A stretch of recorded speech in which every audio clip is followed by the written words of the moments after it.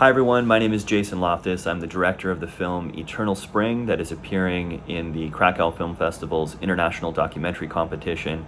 We're thrilled to be sharing the film with you in this competition. A couple of years ago, a friend and filmmaker, Hassan Oswald, directed Higher Love, which was, I think, the only North American film in the competition, and I was pretty envious at the time, so I'm thrilled that Eternal Spring can be part of the competition. This is our first time to have a film in Krakow, and we can't wait to share it with you. Also feel that it's such a wonderful alignment, because Krakow, of course, not only has the highly respected documentary competition, but also has streams featuring animation, and our film, of course, combines both mediums. It is an animated documentary, so it's a perfect match. Eternal Spring tells the story of a dramatic heist of the state TV airwaves that was carried out by adherents of the persecuted Falun Gong spiritual group in China 20 years ago.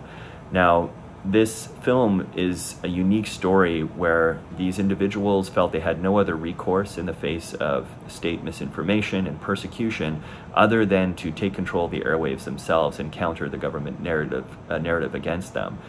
This story kind of fell into our laps. I was making a kung fu video game a few years ago that featured a lot of hand-drawn comic book art, and I learned about this artist who was living in New York and was originally from China, named Da Xiong. And Da Xiong had drawn Justice League comics, Star Wars comics, and he had worked with the preeminent kung fu novelist in China, Louis Cha.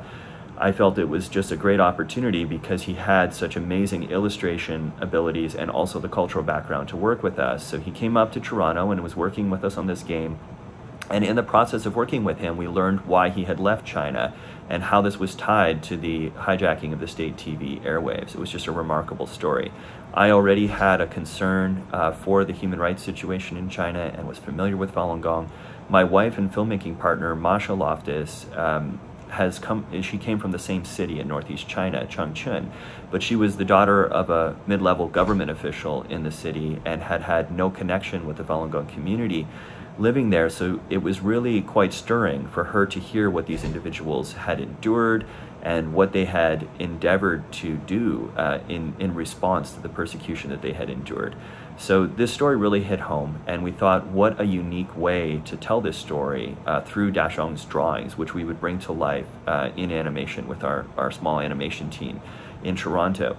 And I think, there have been other documentaries that have used animation as a tool for reenactment very effectively, and we've enjoyed those films.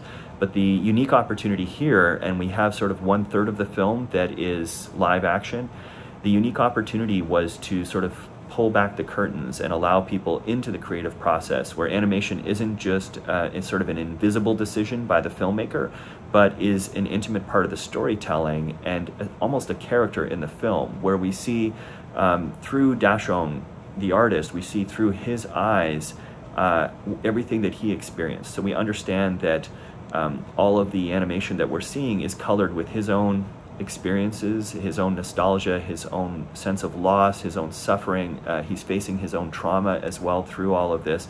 And we see how art can be used as a vehicle to create greater understanding, to come to understanding, and hopefully some level of healing and catharsis as well. And I felt that that was just very powerful. And I think also in the documentary form, the ability to travel between animation and live action allows us to bring to life characters that we can no longer meet and we can't get on screen directly, but also to ground the story in the realism that is the documentary aspect, and to show us that these things are real, that people's lives are genuinely being affected by it. So we felt that that was a unique opportunity. It was not an easy film to make. I mentioned that I started working with Da Xiong on a kung fu video game. That game was being published by Tencent, which is a major media company in China. Unfortunately, in the midst of making this film, the Chinese government contacted our business partners at Tencent, forced them to cut ties with our company just in the midst of our game being launched. My wife's family members, who are still in China, were then contacted by the Public Security Bureau, and they were told that they knew what we were up to overseas, a kind of veiled threat. So we faced a lot of challenges in making this film.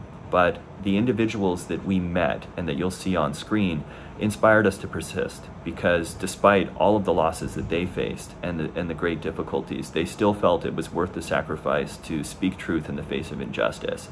And I think it's important that their story be told. So I'm thrilled to be able to share it with you, and I can't wait to see you in Krakow.